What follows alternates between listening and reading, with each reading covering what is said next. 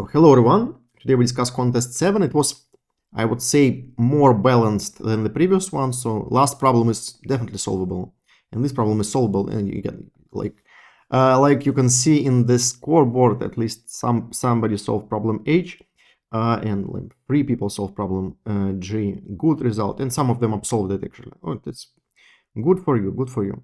I highly recommend to solve problems you didn't solve during the contest, because that's how you learn new stuff, by solving problems that you didn't able to solve before. Okay, first problem is actually not that trivial today. So in some contests we have very simple first problem when you just need to implement to implement some formula or make something very simple. This time you actually need to think. So solution is a simple greedy algorithm, but you actually need to think what greedy algorithm will work. And constraints are small, so you're not required to implement the most efficient solution possible. I did, but you're not required to do it. You can implement any solution. The only thing you need to do is actually to understand what's going on and how to solve the problem. So the problem solved like this. I have array. I want a sum of consecutive number be at least k. So you give a number k, and you want a sum of every 2 consecutive number be at least k. And the solution is simply greedy algorithm. So we go from left to right. Let me draw something for you. So if you look at sum of first 2 numbers, if this sum is less than k, so if a1 plus a2 is less than k, then you need to increase some of these numbers. Yeah, and it's easy to see that it's better to increase this number. Yeah, because it will improve both this sum and this sum. Yeah, so every time you increase the number, it's just more profitable to increase the number which is to the right. Yeah, and so on. So now we increase this number, so this sum is at least k. And continue, we drop this number and continue here. We look at this sum, see if this sum is less than k, then we increase this number. So every time we go from left to right, every time if sum is less than k, we increase the right number to make the sum equal to k. That's it. Pretty simple. The implementation is also pretty simple. So that's basically it. So I read numbers, go from left to right. I start from 1 to n. Yeah. So I look at numbers I and I minus 1. And if this sum is less than k, then I need to increase a number by this amount. So this is the amount I need to increase. Yeah, it is k minus the current sum. Yeah. I do this, then increase the right number, and calculate total sum. That's it. So that's basically the full solution. Again, it's not a hard problem, but it is a programming problem. You need to you need to actually invent some greedy algorithm. It's not always trivial. So here it's not very hard, but sometimes you have much more interesting greedy algorithm. So this skill of seeing when you can implement greedy algorithm is actually very important. So in some problems you just need to understand why the greedy algorithm works. Yeah? And you do it just by proving yourself that this step is the best possible step. So every time you make the best possible step, yeah, and you just prove that this step kind of is unavoidable. Yeah, so you need the sum of this number. So let me see. So you need the sum of these first 2 numbers be at least k. So if it is less than k, you need to increase something. Yeah, and so now you have 2 options. You can increase first number or second number. Yeah. And it's easy to see, like in this example, yeah. It's always more profitable to increase the second number. Yeah? So it's kind of the safe step. So you know you need to increase number, and you know that increasing the right number is better than increasing the left number. Yeah. So here is pretty simple, but the same principle actually works in much more complicated problems when you need to implement some more complicated greedy algorithm. Okay. So good for you if you solve this problem. Not easy problem. Okay, but it was the first in this contest. I think it's even not the easiest problem of this contest. So let's go see other problems. Problem B. Internal mortality, it's what? Okay. Problem B may be even easier than the first problem, actually. So what we need to do, we need to look at the number like this, b factorial divided by a factorial, and find the last digit of this number. No, let's see. So what is b factorial divided by a factorial? So b factorial is like 1 multiplied by 2 multiplied by 3 multiplied by and so on multiplied by b. And a factorial is 1 multiplied by 2 multiplied by 3 and so on multiplied by a. Yeah. So b factorial is product of these like set of numbers, product of this set of number. If we divide this by this, then all these numbers will be eliminated. Yeah, and we're left with something like this. Product of all numbers starting from a plus 1, yes, multiplied by a plus 2, multiplied by and so on up to b. So this is the number we're looking for. Yeah? And we're looking for the last digit of this number. Okay. Okay. You could just calculate it like this, so you just iterate this. The only problem is numbers are huge, so both a and b may be very huge, so up to 10 power 18. So you cannot just make simple loop and calculate it. So we need to think a little. And the thing you need to notice is that the last digit of the factorial is usually 0. Yeah. Now, because if you multiply something and this something contains some factors 2 and factors 5, then they will combine, yeah, and you have number divisible by 10. And if you have number divisible by 10, it will always be divisible by 10. Yeah. So if here, and here we have consecutive numbers, yeah. So if you have, like, say, for at least 10 numbers in this in this segment, then at least one of them will be divisible by 10. So last digit will be 0 and it will always be 0. It's actually true that it should be at least 5. So if it is at least 5, then at least one will be divisible by 5 and at least one will be divisible by 2. So it's actually enough. But you don't need to notice this fact, actually. So it's enough to notice that at least one number is divisible by 10, then the whole product will be divisible by 10. Yeah. So that's it. So that's how I implemented this. I read this number. Look at the number of elements in this segment. So b minus a is number of elements in this product. Yeah. If it's more than 10, you could do more equal 10 actually. It doesn't matter. It's still 0, but just would look more clean. Then I just output 0. If it is less than 10, then I can do just simple calculation. Yeah. So if I need to find product of 10 elements, I will just calculate product of 10 elements. Yeah. Again, so this part is just brute force calculation of the product, and this part is just cheat. So when you see that the product is number of elements is too large, you just output 0. That's it. No, again, if it's first time you're doing it, that's how you calculate product modulo 10. Yeah, so every time you multiply, you calculate modulo 10. You can just multiply everything and then in the end get modulo 10. You need to get it modulo 10 every time you multiply, so it doesn't overflow. That's basically it. I don't know what else to tell about this problem. Oh yes, pretty simple problem, so maybe even easier than the first one. Okay, let's move forward. If you don't have any questions, no? I have any questions. No? Do I hear you? Yes, I must hear you. If you have questions, I should hear it. Yes. I'm just checking that my speaker is on. Good. Problem C. We'll discuss all easy problems first, and then if you have any questions about easy problems, just stop me, okay? Problem C. Problem C is fun. Okay, I will not spoil you my solution. That at first I thought it looked like easy problem, but I didn't expect it that easy.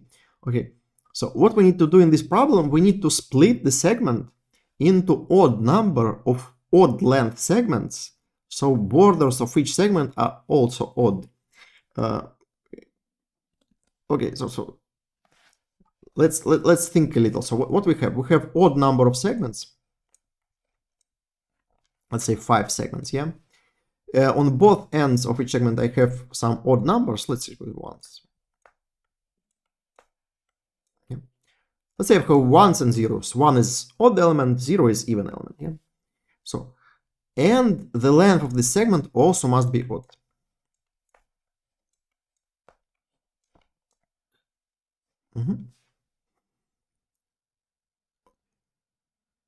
Okay, I was looking for some complicated solution actually. I was trying to, at first I was thinking, so if I try to split my array into maximal number of these segments and then try to combine them, something like this, to make the odd number of segments. But if I combine two odd segments, I have even segment. If I combine two segments of odd size, let's say 3 and 5, yeah, I combine them, get segment of even size. And I want to have all segments of odd size, so I need to combine 3 segments.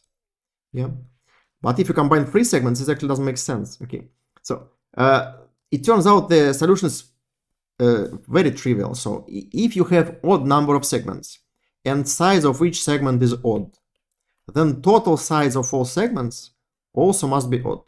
So if all these segments are odd, then this total sum is also odd. But if the total size is odd, you can just make one single segment like this. And it will be it. So you have one segment, one is odd number, yes, of odd length with odd numbers on the ends.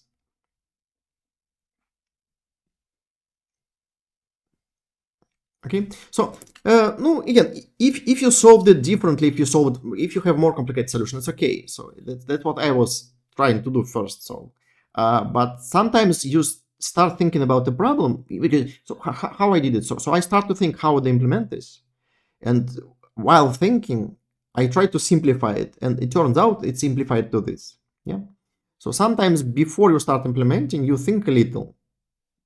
Maybe you overcomplicate things. Maybe it can be done in much easier way. You did DP, okay, DP also will work here. DP is very safe approach actually. So if you see the problem can be solved using dynamic programming, and you know dynamic programming well enough, it's very safe to implement dynamic programming and so just solve the problem. Again, it's not bad that if you solve it using dynamic programming, very good for you. Okay. So it means you can solve problems using dynamic programming even if not supposed to solve like this. Yeah. Okay. So this is my solution. Okay, that's it. So I check that the size of the array is odd. First element is odd. Last element is odd. That's it. You did it in square. Again, and number is small. So actually any dynamic programming with any time complexity should work. Yeah. Can you do dynamic? Okay. Can you do dynamic programming in fast? Probably you can. I believe you can do linear dynamic programming. You need to remember the parity of the number of segments and something like parity of the last number. So you have like constant number of states when you move from left to right. You need to remember only parity. Yes. So it should be possible to do it in linear time using dynamic programming, but you actually don't need to.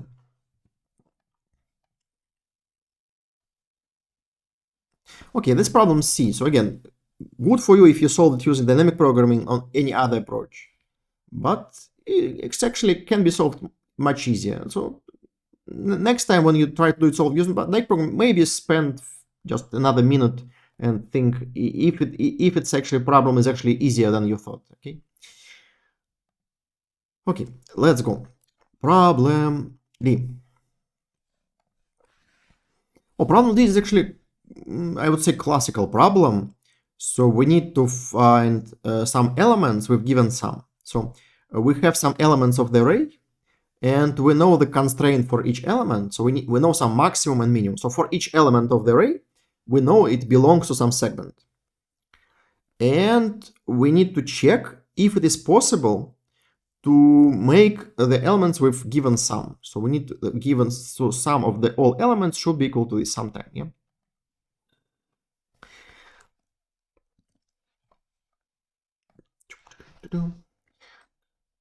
So again, for every element, you have some segment from L to R. Yeah. So you have some segment from each element.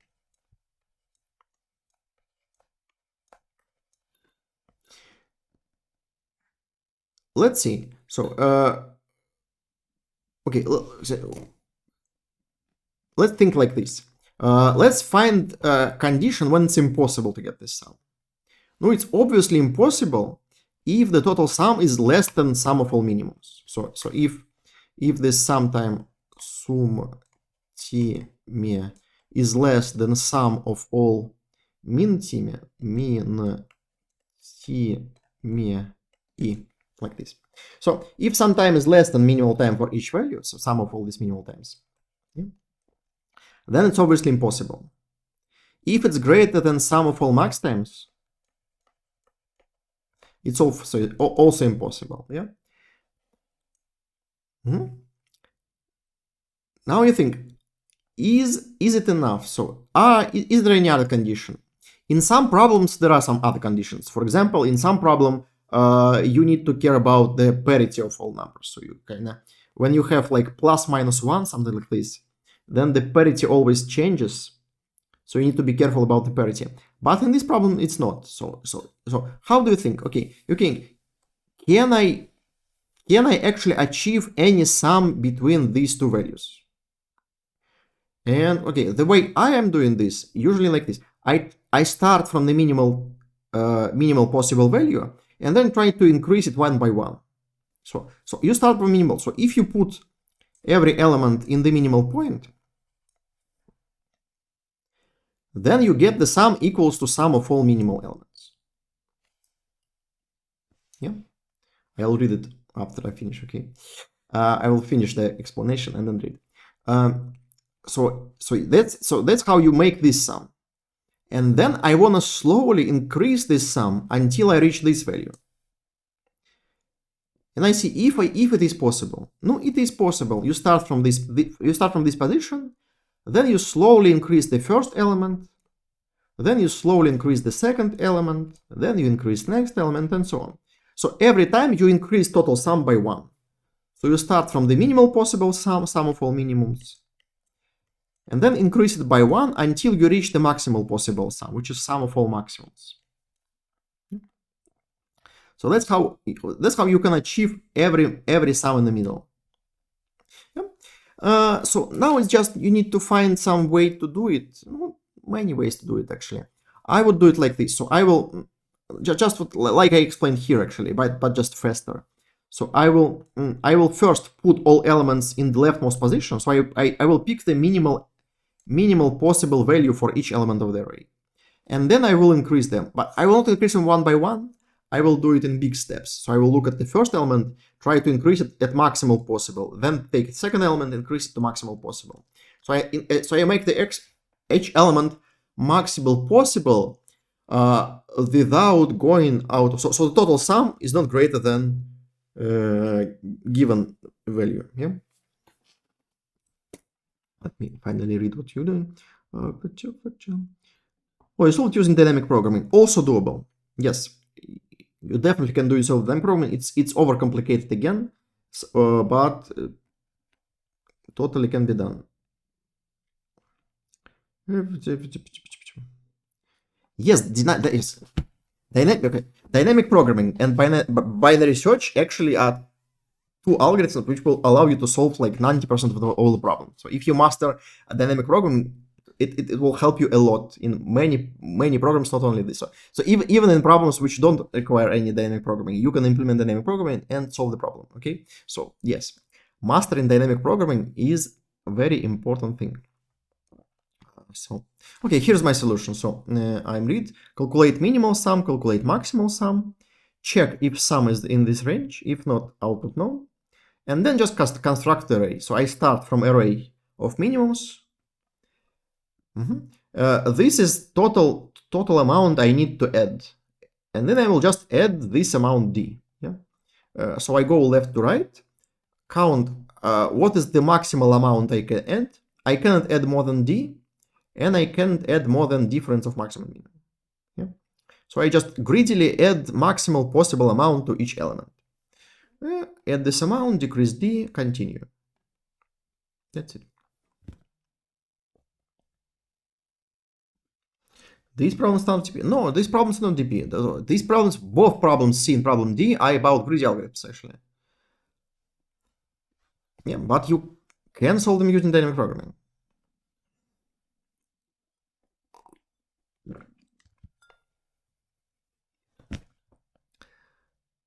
Go.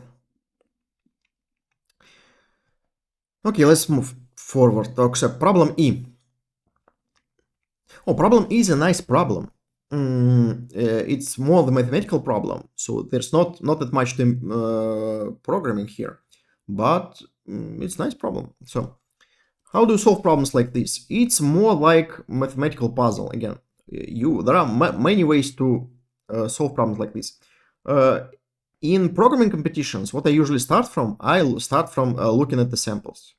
So I look at the example. So these examples are kind of boring. Okay, let's look at all of them. So first example is like 1 point to itself. It's boring, but okay, 1 is solvable. Yeah. For 2, it's impossible.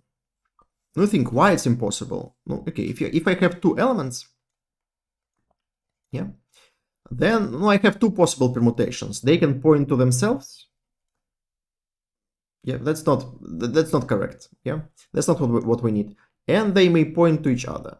If they point to each other, then this condition also will not work. Again, let's reformulate this condition. Actually, let's start by reformulating this condition. What's actually written here? What's actually written here?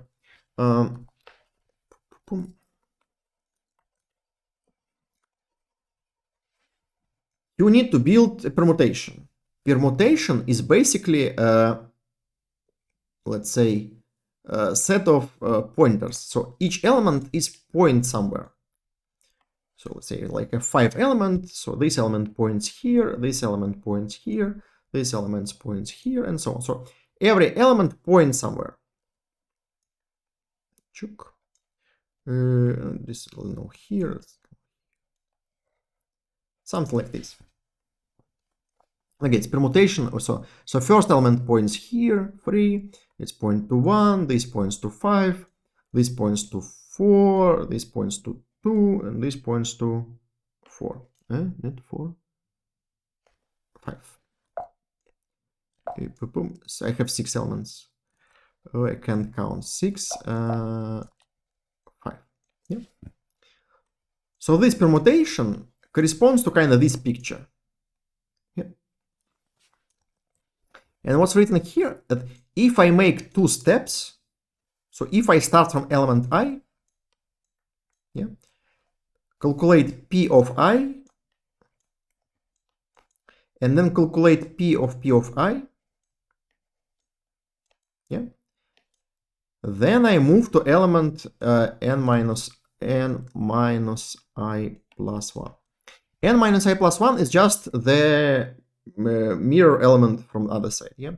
So the first element, first element 1, after 2 steps must go to element n. Second element 2, after 2 steps must go to element n minus 1, and so on. Yeah.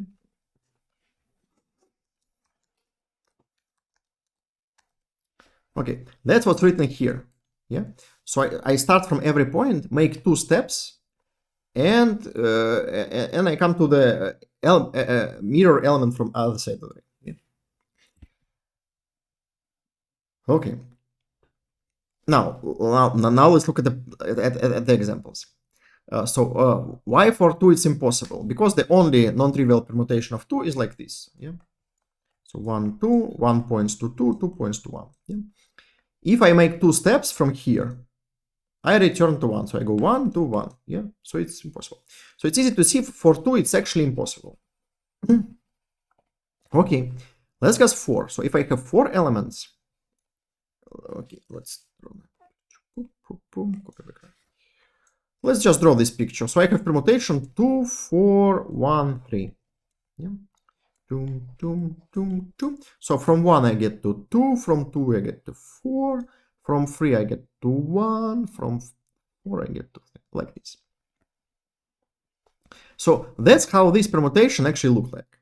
Yeah, and you can easily see that for every element, so if I start here, make 2 jumps, jump, jump, I get to the opposite element. Yeah. And if I start from here, I make jump, jump, get to this element.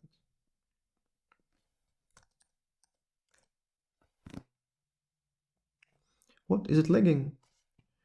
Oh, okay, not for everyone. So probably something wrong with your internet. Okay, I'll try to do it slowly so you don't feel the problems about the lag again.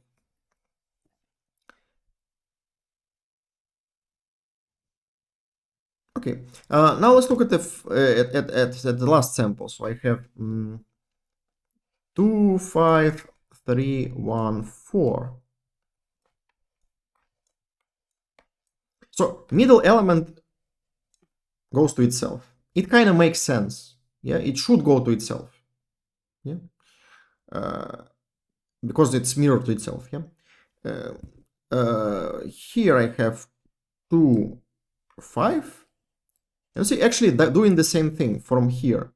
So in this example, from 1 I go 2 and then to the end, and here I go 2 and then to the end, and here I go 4 and have 1. Actually, if you look at this picture, two pictures, they look kind of the same. So you see, I have this cycle. So I go here, here, here, here. Yeah, and this cycle kind of allows us to do what we need. Yeah.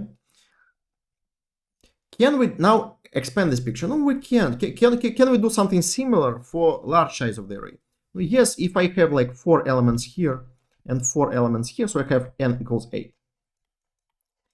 I can just double this picture. So I do the same for these 4 elements. Yeah, so I do here, here,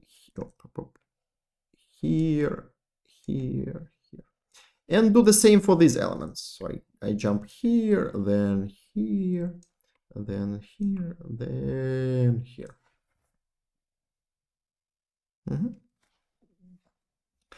And if n equals 9, I can do the same, but with one more loop in the middle, like this. Okay, now we can solve the problem if n modulo 4 equals 1 or 2, or 0 or 1. Yeah. Yes, we have a bunch of cycles of length 4 and maybe one element in the middle. Is it enough? So let's look at some example which we cannot solve. For example, n equals, I don't know, 5 is possible, 6, okay, 6. Yeah. So I have 3 elements in the right, 3 elements in the left, 3 elements in the right. Let's look at element 1. So from element 1, where I can jump? I can jump directly here. Yeah. So I need to be here in 2 jumps.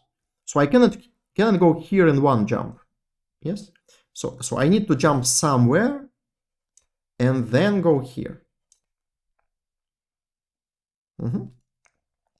But now for this middle element, yes, I also need to finish somewhere. Yeah. So from starting from here, I need to make 2 jumps and get here. So kind of the next jump from here must be here. And jump from here must be here. Yeah. So just this condition kind of force you to make cycle of length 4. Because you need to go from first element to the last in 2 jumps. So somewhere you need to make intermediate jumps. So after the first jump, you stop somewhere in some middle element here. Yeah? And from this middle element, you need to go to element like n minus x plus 1. Yeah. Yeah. So it forces you to go here, and here forces you to go here, and from here you're forced to go here. Yeah. So after you kind of define how you get from 1 to n, you define what cycle you will actually use. So you cannot avoid having cycle of length 4. That's it. And now you just continue. Basically, after you remove the cycle, you have the same problem of size n minus 4. Yep. So that's why you kind of forced to make cycles of length 4. That's it. So kind of mathematical problem. Implementation is easy. Let me show you implementation.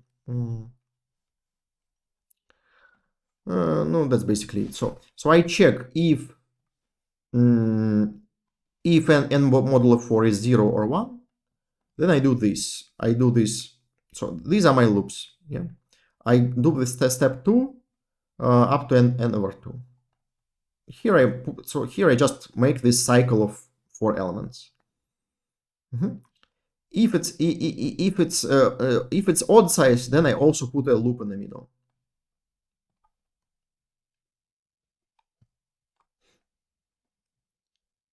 Gear stuff. Oh, that's a good approach. That's a good approach.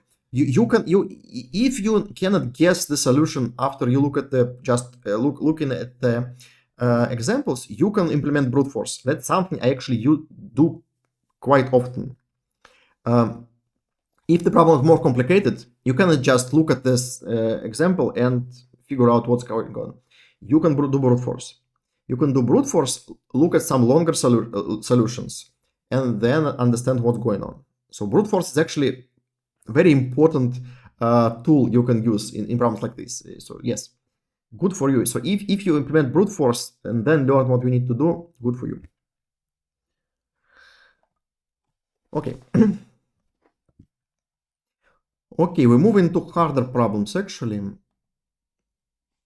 No, problem F is not hard. So again, when I compose this contest, I actually look at I look at the code force difficulty of the problem, and I think the forces difficulty of this problem is something like 1,600 or 1,800. So it's quite a lot. So I thought the problem should be kind of more difficult than it is here. It turns out problem is pretty easy. 1,080, okay, 8,800, 1,800, I can say. Okay, so it's a pretty high difficulty. So it turns out, so for some old problems of code force, I think difficulty is calculated, based on results people had. So I believe this problem is really old, maybe like 10 years ago, I don't know. So people that time was not that skilled that they do now. So difficulty may be not that precisely. So problem is okay, but it's also not easy problem. You need to understand what's going on. You need to carefully implement it, and there are many ways you can do it incorrectly actually. What was my approach to it? All right. Let's see. So I need to decrease. Okay, I believe the most. Okay, so let me think how to explain this. So this process, I start from xxx. So you start from 3 numbers like xxx, yes, and you need to go to numbers y. Yeah, using some middle operations. Yeah, so you're doing some operations and go from this triple to this triple. And y is less than x. For me, it was like more natural to go in other direction. So because this process is reversible, I actually, in my solution, go in other direction. I actually think it doesn't matter in which direction you do it. It just looked more natural for me to do in this direction. I'm not sure why. It should be kind of the same in both directions, I think. Let's go. So how we do it in the jar? So imagine you have some numbers like here. You go from 3 to 6. So you go from 333 to 666. Yeah, in this direction. So you start from numbers 3, 3, 3. Now you can increase one of the numbers, but you are limited because you want this triangle be non-degenerate. Yeah. So you replace one of the trees with maximal possible number. Maximal possible number is 5. Yes, because it should be less than 6. Yeah. Let's put 5. Now, what can do next? Now, again, it kind of makes sense to remove the small side and create a large side of triangle. Yeah. So you can erase this 3 and create number, so it should be less than 8. Yeah. So you can put 7 here. Yeah. But I want to create 6s. So it doesn't make sense to make side of side 7. I can make size of side 6.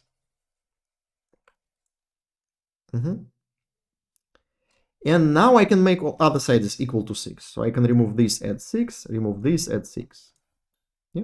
So like in 4 operations, I create size all sides equal to 6.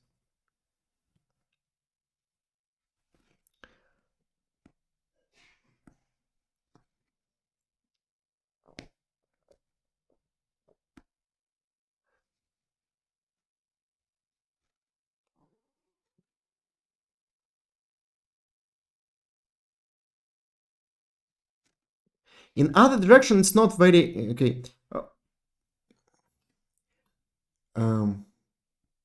Hard to explain.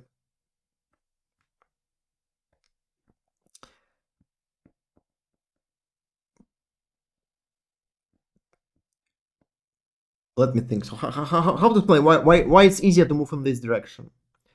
So if you try to go in other direction from 6s to 3s, it's kind of hard to see which move the so you kind of want to make the move here. So you're not limited here. So you can put any number. You can put 1 here. Yeah. But after you put 1, you get 6, 6, 1. So you can't do anything. So again, you don't do 1, you do 3. Yes. But now you remove that. Yeah. When you remove this 6, you are kind of limited to some strange number. So this number should be at least 4. Yeah. So this sum is so now this sequence is not sorted. You see. So it kind of looks strange. So here greedy algorithms looks nice, yes, because every time I put the maximal possible number, and every time my situation gets only better and better and better. But here, because I'm limited to make my my triangle non-degenerate, I have kind of strange limitations. So when I replace 6 with 3, I'm now kind of limited to make this number only 4. You see?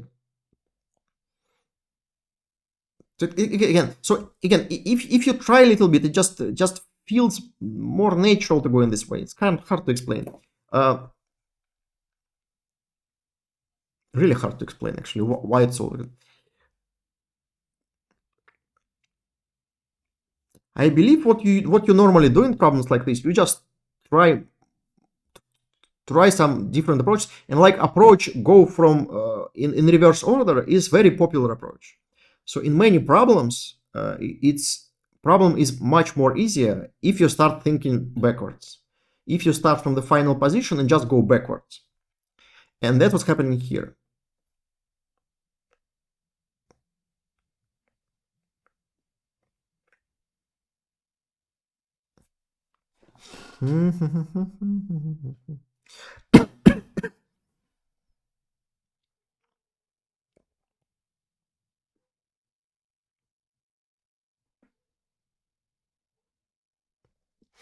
Yes. Something like this, yes. So when you go backwards, you need to add. When you go forwards, you need to subtract. It looks easy. Okay, I just want to give you some intuition how you can find the solution, but there's not that much actually. I can tell you here. So you just Uh, Again, I believe you just solve many problems like this, so you start just seeing these patterns. Uh, and this very popular trick that you go not in the normal direction, but in opposite direction. Just start from the final state you need to get to, and go backwards until you go the starting state. And in many problems, it just makes the problem easier. You're just solvable. Okay. Again, hard to formally say when this trick works and when it doesn't work. So I believe you just need to solve a lot of problems like this. After some time, you just start seeing this. So you see the problem and think, okay, what if I go not in this direction but in this direction? What will work? What will actually happen? And just I don't know. Just I can suggest you anything just by having more experience in problems like this. That's how it works actually a lot. So in a lot of tricks works like this. You just start seeing which trick will work and which trick will not work. And yes, the idea is just to do it faster.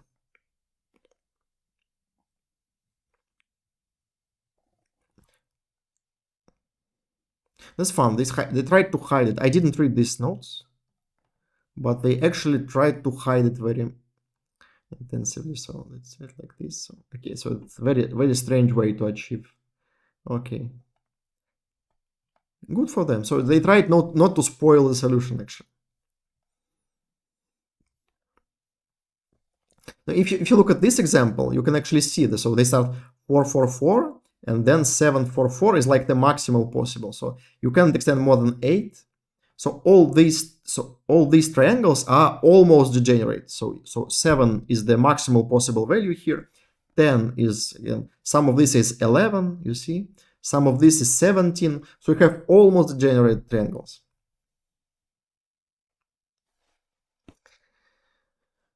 Okay, the implementation is very easy. So that's the full implementation. So I start from y, and it looks like Euclidean algorithm, like normal implementation of Euclidean algorithm. Yeah. So I start from this, and every time I pick the element as maximal possible, it's either x or b plus c minus 1, and just shift by 1.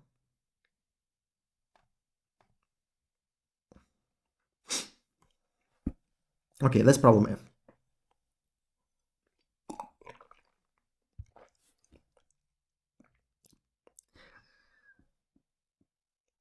Okay, in the end of the contest, we have 2 hard problems actually.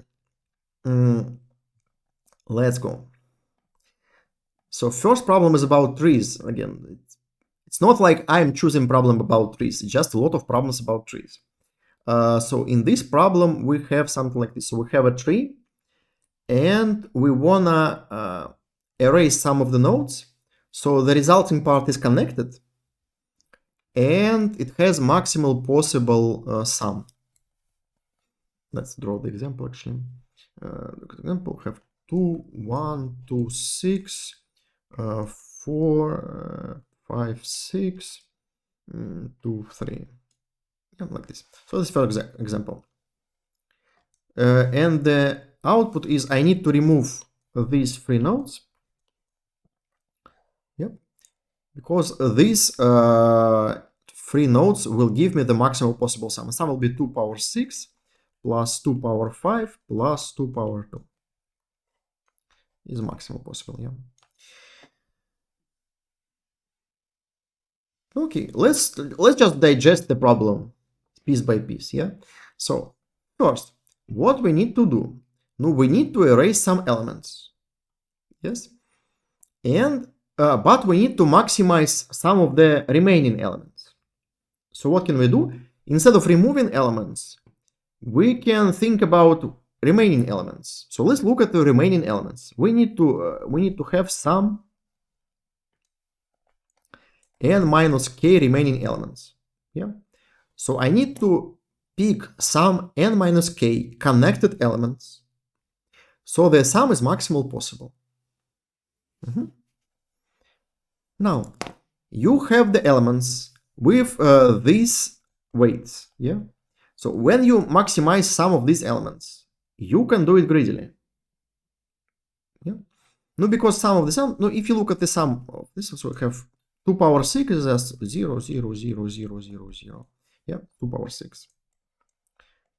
So if you look at the binary representation of this number, this sum will be just 2 power 6 plus 2 power 5 plus 2 power 2 is just 1, 1, 0, 6, 5, 4, 3, 2, 1, 0. Okay? No, I start from 1. Okay, start from 1. Like this. Yep.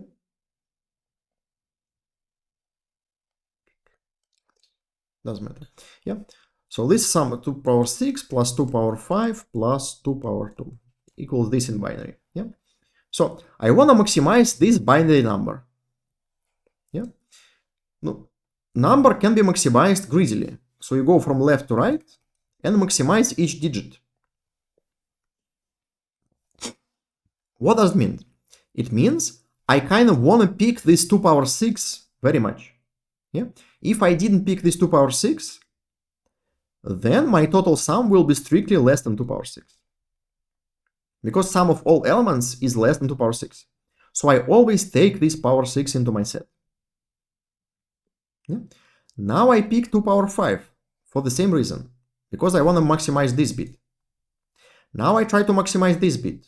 So I try to take this 4. But if I take this 4, I also need to take 2. Yeah? And now I have 4 elements in the set. So it's impossible to take 4.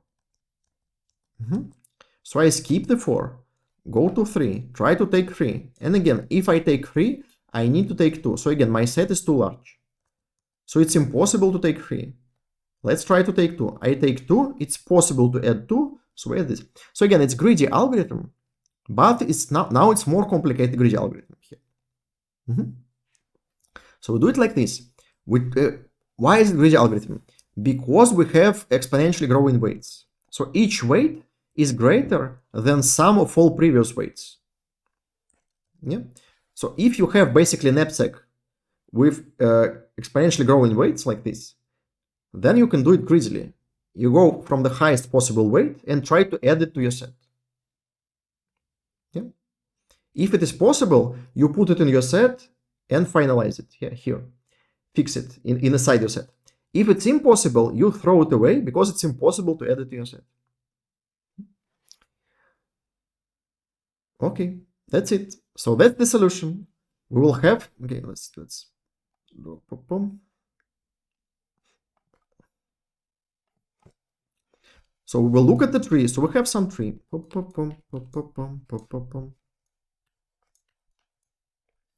Let's root it in the maximal elements. Let's put element n here. Now, we will always pick the maximal element. Yeah. Now I will find element n minus 1. Try to edit it to my set. Yeah. So to add it to my set, I need to add this element and all elements on the path. So I add this element and this element. I check if I have enough elements, I can add all of them and size is still less or equal than k, then I keep them. Yeah. Then I find element n minus 2.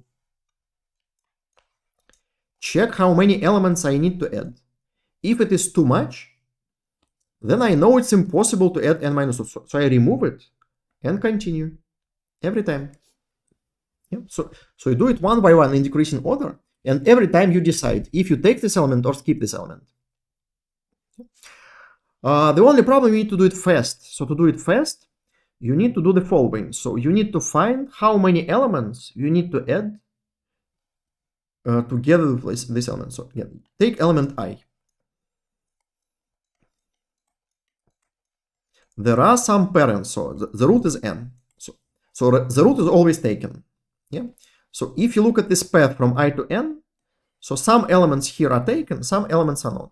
Yeah. So you need to count how many elements you need to add. Yes, if you want to take this element I.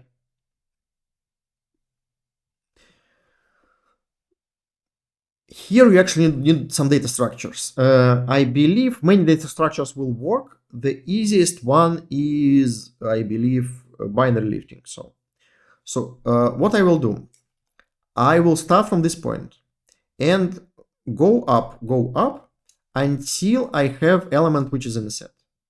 So I will try to go maximum possible to the farthest possible ancestor which is not taken. So I will go to this point. That's my approach. So I will so again, let me draw once again. So I will take point I. Look at all the ancestors, all the ancestors here. So this is n. N is always taken. So here some of them are already taken. So my plan is to go from here to here. Yeah. So it's not these are taken, these are not taken. To here. So this is it. So I want to go as high possible, but still take some element which is not in the set. And I can do it using binary jumps. So I will do the maximal possible jump above. So you have 1, 2, 3, 4. So I make jump of size 4. I'm still inside the set. Yes. From here I try to make another jump of 8. Okay. 4, 1, 2, 3. Okay. Yeah. No, not like this. I try to make jump of size 8. Here. Jump of size 8. So this element is taken. So I don't jump here. I skip this jump. Yeah. Make jump of size 4. This element is okay. So I go here. From here, I make jump of size 2. This element is taken. So I don't make jump of size 2. Make jump of size 1. This element is okay. So I stay here. Yeah. So you just greedily make jumps of size 2 power k. In the end, you will go as far as possible, but without going to the any taken elements.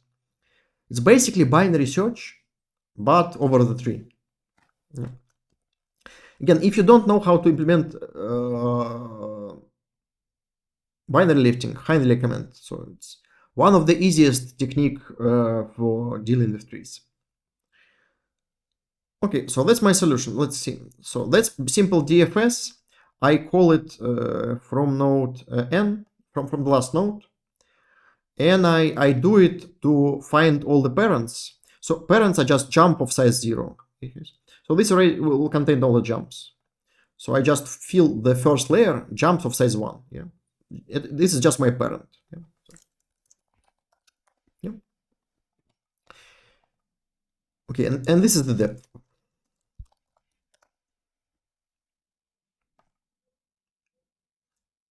Yes, we will do it. Yes, I finish explanation. We'll find bug in your solution. That's it. So so here I also do it like this. I make the parent of the root to itself. That's how I implement binary liftings. So I make the point here to itself. Okay. And I draw here, like this. It's actually simplified the process. So here jump is just, so I make these pointers from each element pointers to the parent, for the root pointers to itself. So this array just tells me make 2 power k steps over these pointers. Yeah. Yeah. So here, if I want to make 2 power k steps, I make 2 power k minus 1 step, and then again 2 power k. So this I make the previous step twice. Yeah. And that's it. So that's it. That's full calculation of the binary liftings. Very simple algorithm. I do it like this. I calculate maximum and maximal 20 for simplicity. You need to do it like log n times, but I'm too lazy to calculate log n. I just do it 20 times because it's like million. 20 should be enough.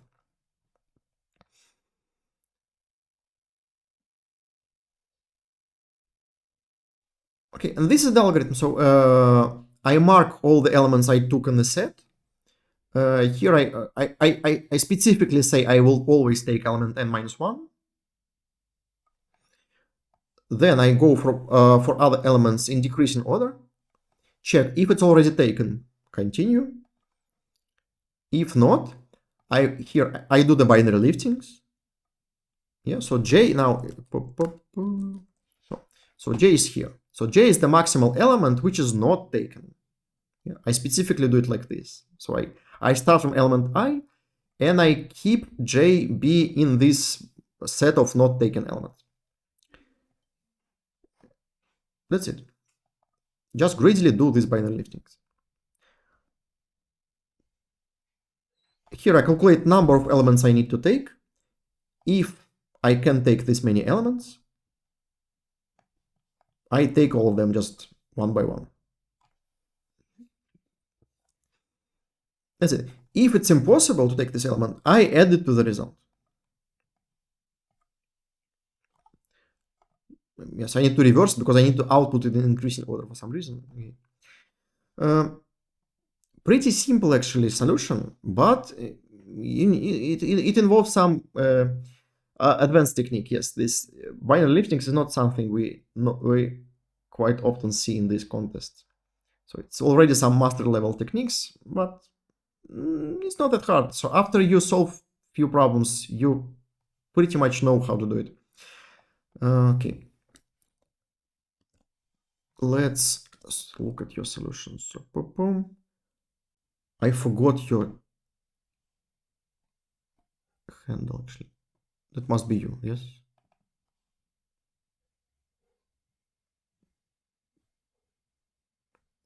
But you said two wrong answer submissions. LGM, okay.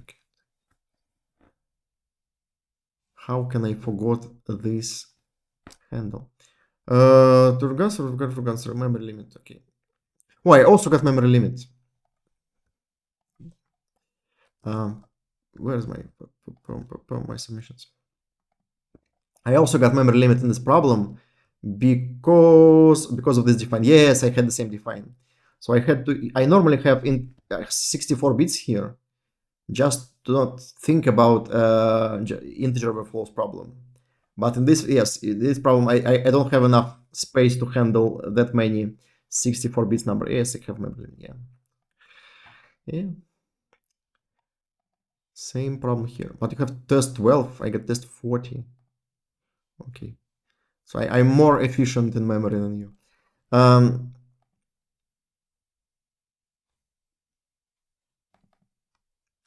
No.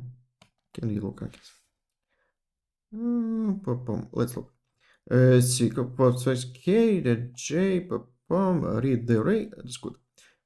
Calculate the rate 21 and minus 1 should work.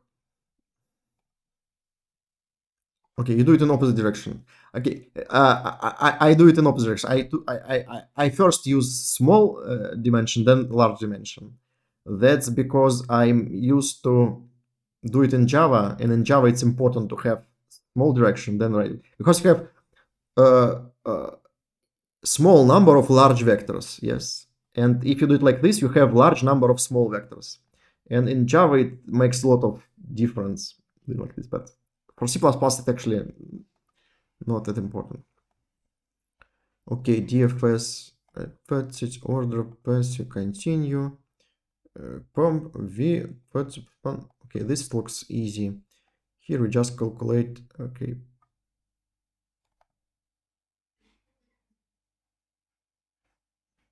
Order I, what is order I? You do it in some specific order?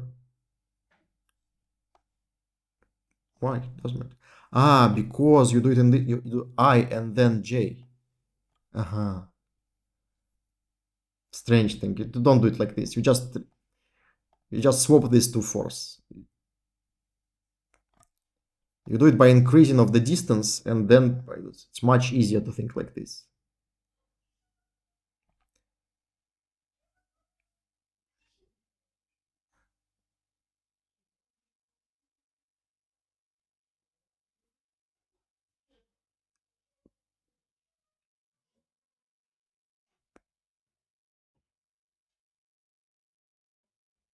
Okay, it's really strange code. Okay. So okay, it's probably correct, but it's just written very strangely. So you fill array with n minus ones. Okay, so it's working. So we'll not read it. Okay, but just tell you it's really strange. So it can be done much easier, much more clear. So you don't think you have a mistake here. Okay, if the mistake is not here, let's look here. Take n minus 1 equals 1, look for all elements, great, no, and remember. Okay.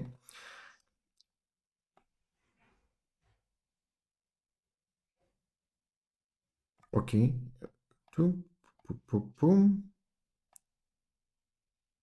Looks okay.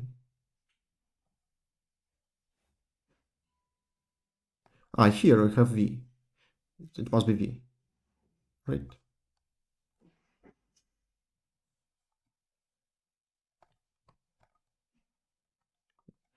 Okay. Okay. Nice mistake. Very fine to find it during the contest.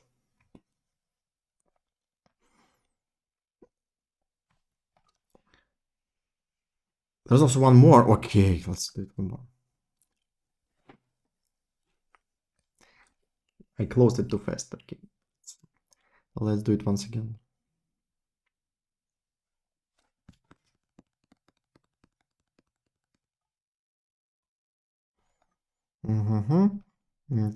Def I minus def v plus 1 if it's less than reminder.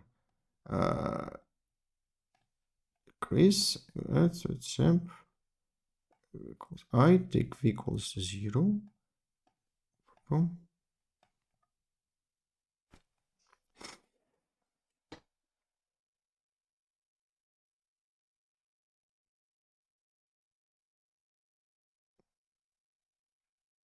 Okay, also you need to make this if like I did here, yes? So if it's already taken, you need to skip it. So this if is actually important here. Yeah. No, good for you. You found these mistakes. How much time it took you? Oh, not much. No, good. No, it's, if you can find these mistakes in like 8 minutes, good for you. Okay, let's go to the final problem. Oh. Okay. Okay, this problem you just look and think, okay, it should be dynamic programming. Yes, because what else could it be? What else could it be? Yes, you need to calculate number of some strange things, modular billion and 7. What could it be if not dynamic programming? It's either dynamic programming or some combinatorial stuff with some binomial coefficient, something like this. But here you actually limit it. So like this structure of the object is not uniform, yeah, because you for any pair you may be allowed or not allowed to put the segment or not. So what I want to say that this problem just smells like dynamic programming problem, yes. So like immediately, like when you read this problem, you think, okay, this is some strange dynamic programming, and when you look at this n, you think, okay, it's probably some cubical dynamic programming. So it is some dynamic programming with some complexity, something like n cube. Okay, so that's something you can get just by smelling this problem statement. Yep. Now just need to finalize the details. So we need to find which exactly dynamic programming is this. Let's see. So how do dynamic programming? So again, it looks like so it's n cube dynamic programming. Yeah. So so another intuition you can get is when you build the tree is basically like segment-like structure. Yeah, if you think like this. So if you think about any trees, yeah, trees kind of defined segment structure. So you have this segment and you have a whole segment of this, yeah. And usually dynamic programming which involves trees is kind of segment like the dynamic programming. Okay, if it makes sense, yeah. Yeah, so you may think in this direction. So you may think in direction about dynamic programming, about trees which kind of works on segments of something. Yeah. And then you start thinking what you actually can do. Yeah. So the thing about dynamic programming is actually to construct the object into some number of steps. And if you do segment dynamic programming, you want to kind of construct it by splitting into some independent part. Yeah. So for example, for the trees, you normally do it like this. You have like left subtree and right subtree, and then you independently you construct left subtree, you construct right subtree, and then you kind of multiply the number of ways and get number of ways to construct the whole tree. Something like this should happen. Yeah. Now let's move to so this is just my intuition about how problems like this usually are solved. Yeah. And now I will just solve this specific problem, see what I can do here. So I have this, okay, so these are my points. Okay, so let's draw some.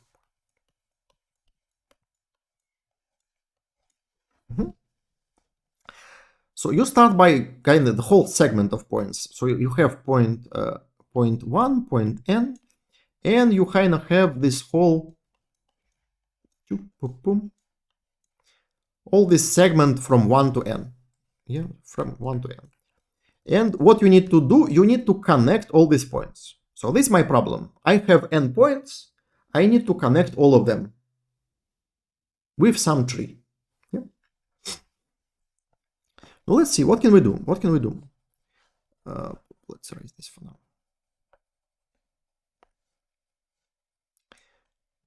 Now, the trick is to make one step and then reduce the problem to the same. Yeah. So I don't want to make a lot of steps. I want to make kind of, no, in this problem, I need to create one edge and then reduce the problem. So let's make one edge.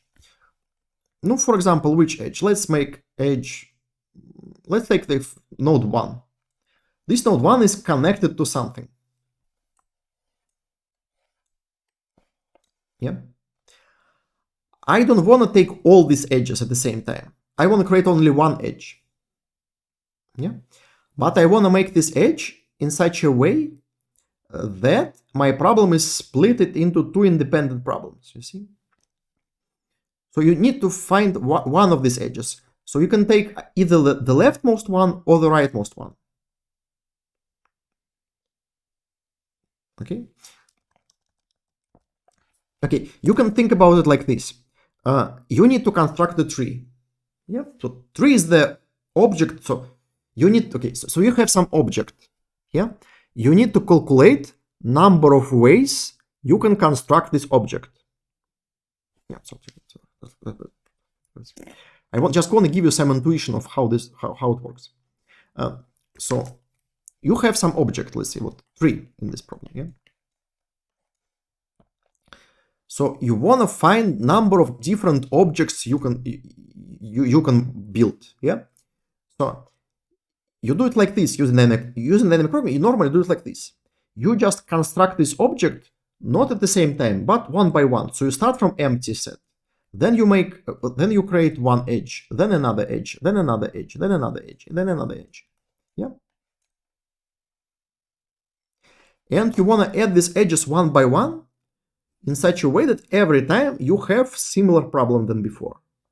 So you don't need to remember which edges you added.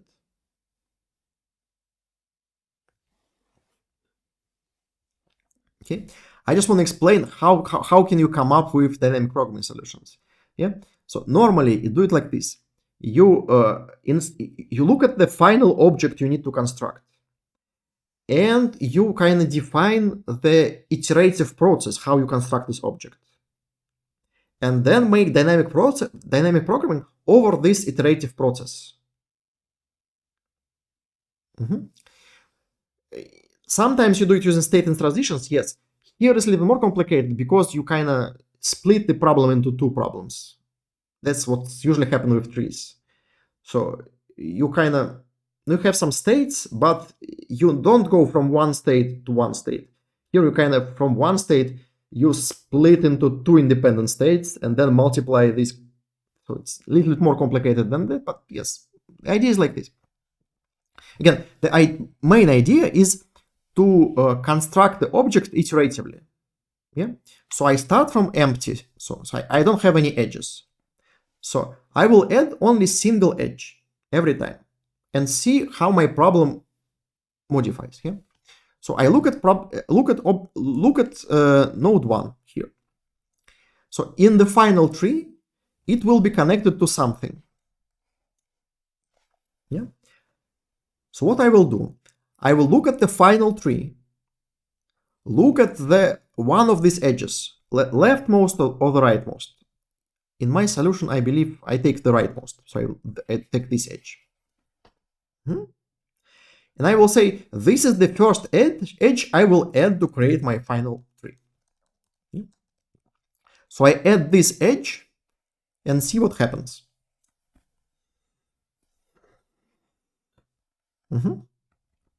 Now, when I added this edge, for this part, for this top part, I have kind of similar problem. Yes, I need to connect all these points with only difference that this first and last point are already connected. Now, for this bottom part here, from here to here, I actually have the same problem. So I need to connect all points from here to here. Yeah, so this. With some tree. Yeah. Again, I'm not allowed to put edges like this because it is leftmost, rightmost possible edge. So this node do not affect this subproblem. And this node do not affect this subproblem. Yeah. So I split my task into two independent subtasks. I need to build something here, and I need to build something here. And these two parts look independent. You see? Why not include y in the bottom? Because I don't want to have it in both of them. Because if I include it, I will try to make edges from it here. And then I will kind of construct the same tree in multiple ways. So if one is connected to 3 nodes, I will do it in multiple different ways. I can add this edge, then this edge, or I can add this edge and this edge. So I wanna each final object to be constructed in unique way. See? So for final object, there must be only one way to construct this object. Does make sense? Let's have some example, for example.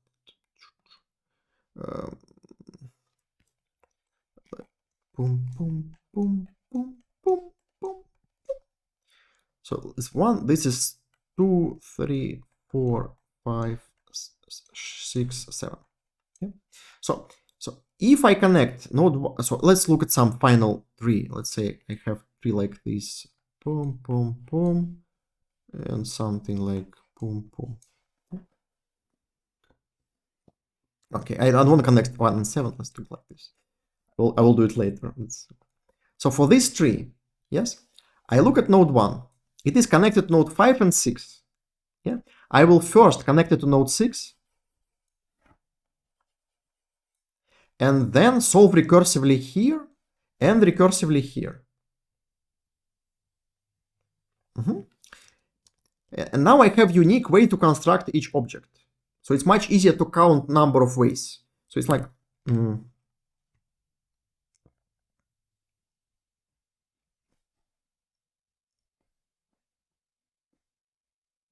hard to explain actually.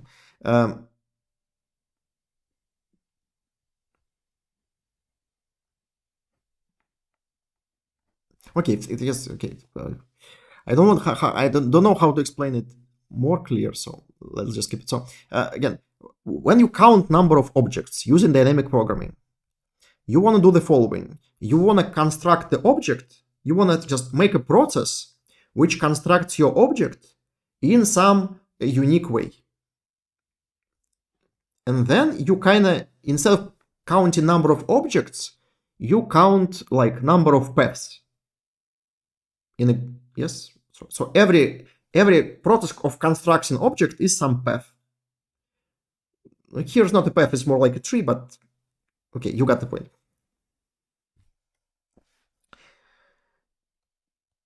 Okay, but now let's finalize it.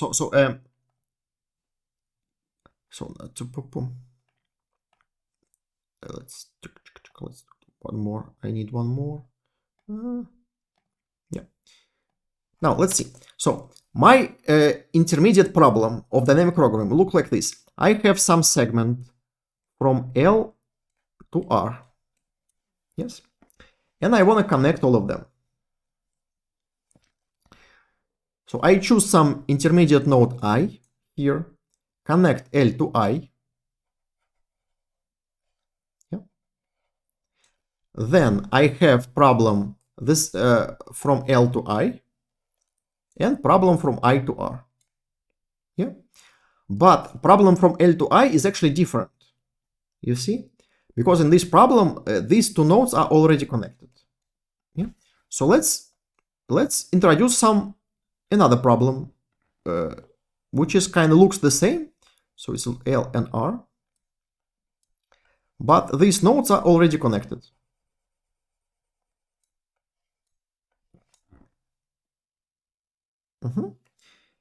In this problem, again, we need to do the same. We need to connect all the nodes, but nodes L and R are already connected. So we start from these nodes being already connected. Now again, we can pick some intermediate node here, I. Make this edge. And then I have the same problem here from L to I. L and I are connected. And you have the same problem here, because I and R are also connected, like this, yeah? So you have the same problems of the same type. Okay, so this is type 1. This is type 2. Yeah? Here you split your problem into problem of type 2 and type 1. Here you split problem of type 2 and problem of type 2.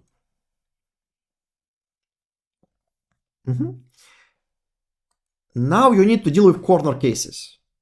Okay, I thought I will always take some edge from node L.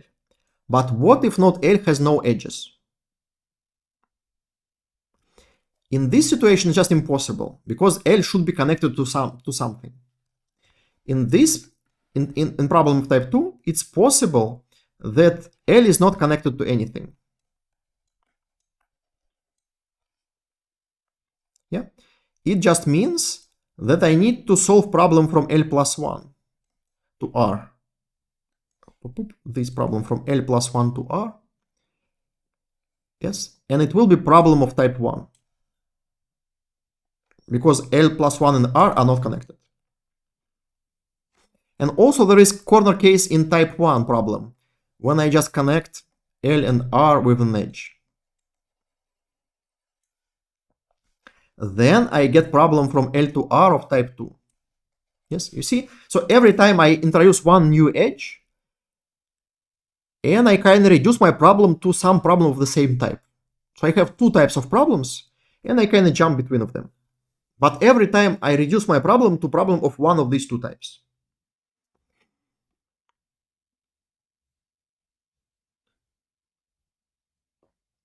No, that's it. That's basically the final picture. So let me show you the code. Code is really simple. So here I just have some struct for doing modular arithmetics. That's something I always do when I do some modular arithmetics. So I don't forget to take everything modular after every operation. So I put them here, So I have two dynamic programmings here. One for type 1, another for type 2. That's the whole code. So that's how I do dynamic programming over segments. So if you look close at least at these two loops, so these two loops, how you normally do dynamic programming over segments. So first you go left pointer go from right to left, right pointer go from left to right. That's the easiest way to do it. So all the segments which are included into your segments are calculated before you. You can calculate segments by increasing of the length. So you can make loop over length, then make loop like this. Also will work, but it's just easier way. Yeah? So I make sure that all the segments I use inside this calculation are calculated before this. Yeah.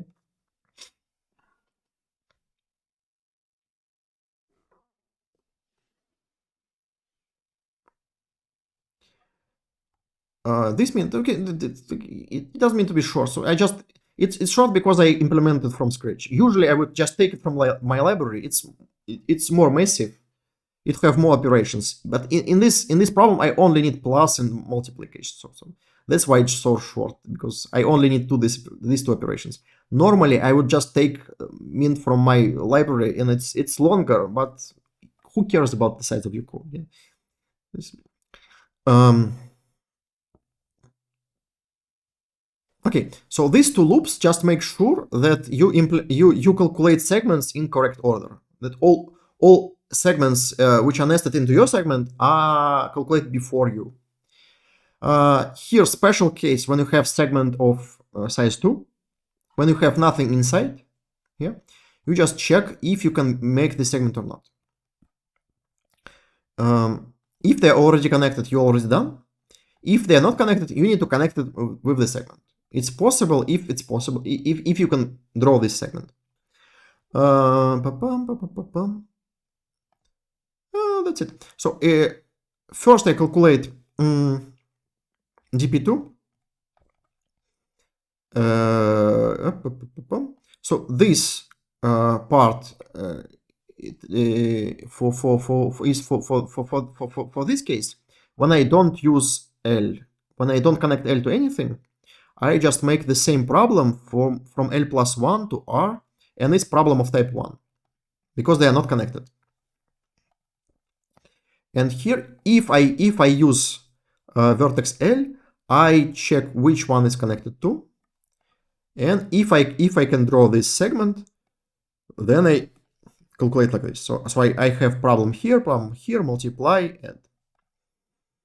and then the same for the type 1 problem. If it's possible to draw this segment, I just draw this segment and go the same problem of type 2. Or I take vertex L and connect it to something. And again, if I can draw this segment, I have type 1 in one side and type 2 in one side, type 1 in another side. That's it. That's the whole solution. That's the whole solution. Again, why we split problems into two types? No, because kind of again, when you think about how your problem is split into independent subproblems, you just see that they look a little bit different. So in one of them, so again, the difference is that if this L and R are already connected or not. Maybe there is more natural way to do it without two problems, but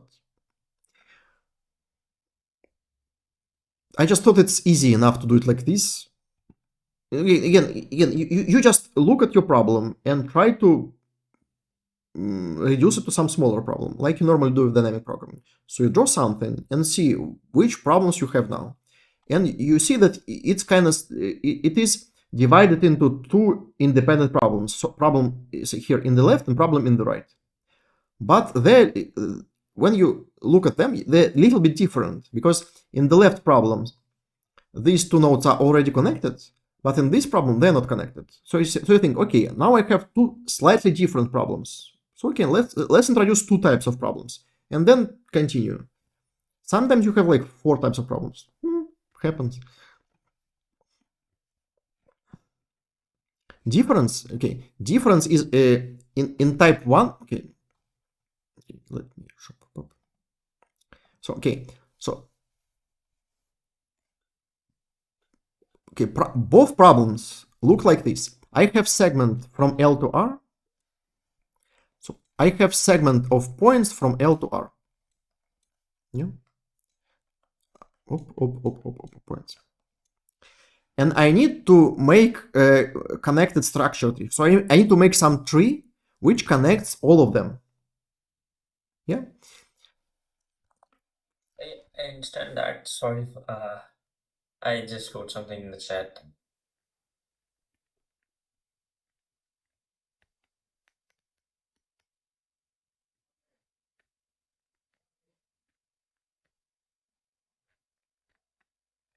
No, I'm just telling you the difference. So they're different problems. You can't just multiply them because no. Okay. So if you draw a segment here, now in the left part you have different problem. So you have again you have some segment from L to R. You need to connect all these points, but L and R are already connected. Yeah. So you need to make some connected structure here and some connected structure here.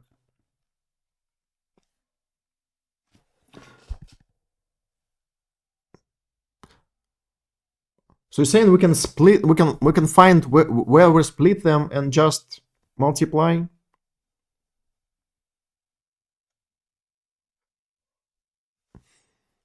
Okay, probably it can be done with just single array.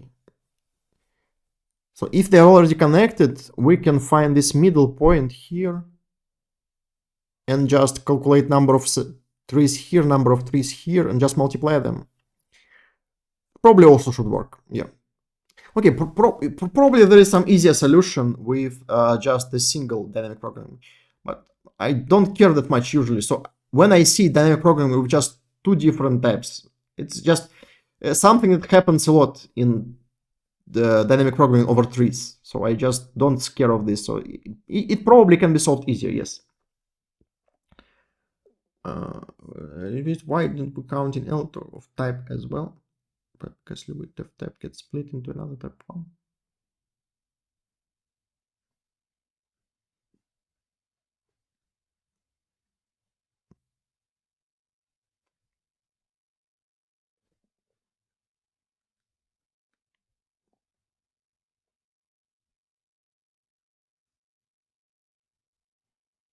I don't understand you. So okay. So you can do it like this. So you can okay. So if you want to split in all, so if you kind of want to split in all separate, you kind of want like this. So you make this, take this middle node.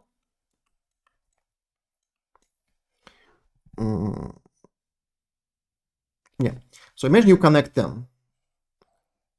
So now you wanna build two independent trees. Yes. One tree connecting somewhere here, and another tree connecting something here. So you want to iterate over this point as well. So now you need to make two loops to calculate dynamic programming. So you need to LR plus this point where you can't, plus, okay, maybe you can avoid this. Maybe you can, instead you can, okay, maybe instead you can do it like this. So you need to connect segment from L to R.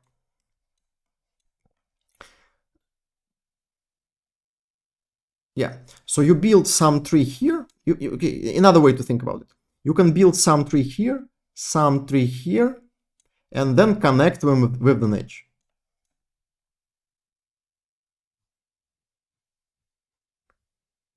Yes. And then you just count number of possible ways to connect these two segments, something like this. And maybe you can pre-calculate number of ways you can connect them and then multiply, but it just looks more complicated than what I proposed. Again, I probably there is some easier solution here.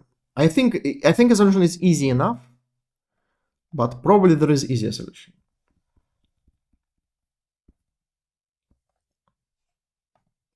Let's look at someone solved it actually. Yes.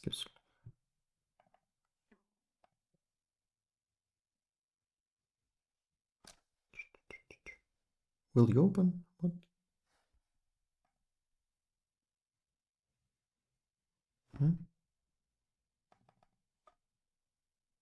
Code forces. Okay. Okay. Also, oh, that's more like it. That's normal mint with all operations with plus, minus, multiplication, power. Yes, that's something more like it. Yeah. Also inversions. Yes, inversion should be here. Yes.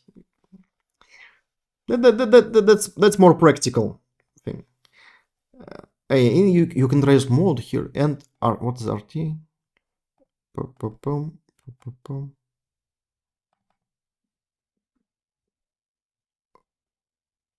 Not sure what is this.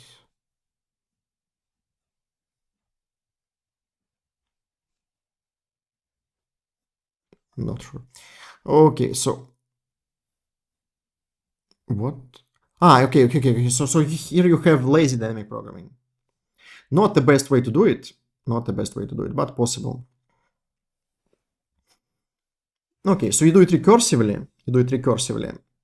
And again, you have two. You also have two types here, open and close. I believe it's kind of the same thing as in my program. Yes.